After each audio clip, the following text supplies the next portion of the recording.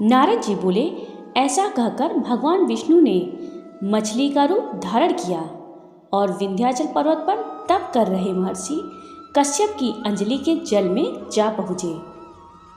महर्षि कश्यप ने दया करके उसे अपने कमंडल में रख लिया। जब उसने बड़ा रूप धारण किया तो उन्होंने उन्हें कुएं में डाल दिया। जब कुएं में भी न समा सकी तो उन्होंने उन्हें तालाब में डाल दिया, और जब वह तालाब में भी न समा सकी तो उन्होंने उस मछली को समुद्र में डाल दिया। वह वहाँ पर भी बढ़ने लगी।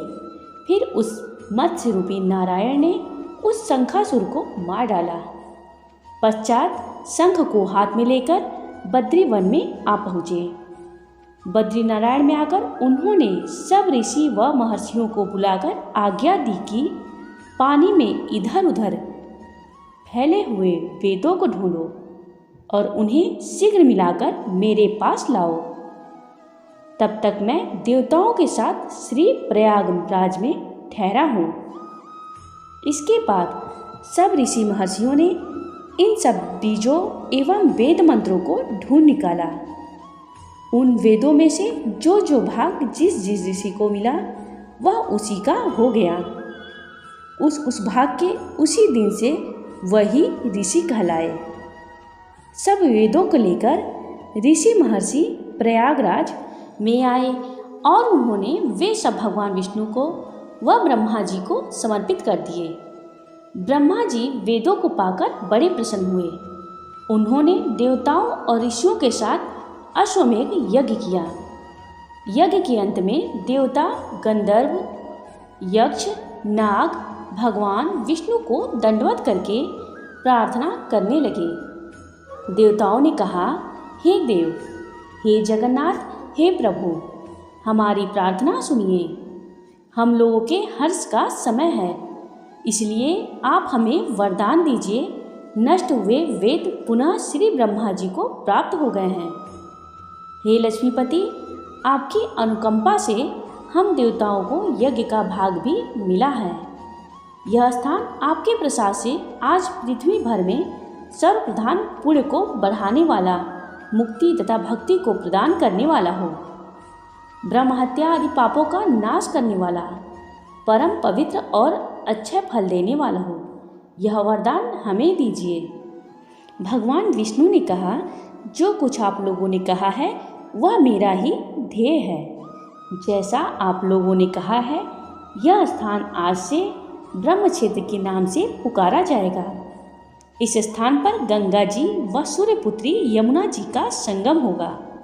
मैं श्री ब्रह्मा जी सहित यहाँ पर निवास करूँगा। यहाँ पर किया हुआ जप, तप तथा दान महान फलदायक होगा।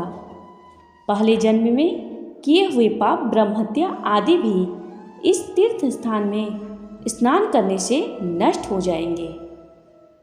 जो लोग अपने पिता आदि को वहाँ लाकर उनका तर्पण व श्राद्ध करेंगे, उनके पिता मेरे स्वरूप को प्राप्त करेंगे। वह तीनों प्रकार की मुक्ति को प्राप्त करेंगे। मकर संक्रांति पर माघ मास में प्रातः काल यहाँ पर आकर स्नान करने वालों के दर्शन मात्र से ही सब पाप मिट जाते हैं। ठीक उसी तरह जिस तरह सूर्य के तेज से अंधकार का नाश हो जाता है। हे मुनीश्वर, मेरे वचन ध्यान से सुनिए। मैं सर्वत्र व्याप्त रहता हुआ भी हमेशा बद्री नारायण में निवास करता हूँ। सैकड़ों वर्ष तक किसी दूसरे स्थान पर तप करने का जो फल मिलता है, वही फल यहाँ एक दिन में मिल जाएगा। जो मनुष्य मेरे उस स्थान बद्रिकाश्रम का दर्शन करेंगे, वह जीवन मुक्त हो जाएंगे और उनके समस्त पाप नष्ट हो जाएंगे। सूत जी बोले, ऐसा कहकर भगवान विष्णु अंतर्ध्यान हो गए और देवतागण भी अपने अंशों को वहीं छोड़कर चले गए। जो मनुष्य कथा को श्रद्धापूर्वक सुनते हैं, वह श्री प्रयागराज व बद्रिकाश्रम जाने व स्नान करने के समान फल प्राप्त करते हैं। जय श्री कृष्ण, जय श्री कृष्ण। आगे की कथा सुनने के लिए मेरे चैनल को लाइक और सब्सक्राइब करिए।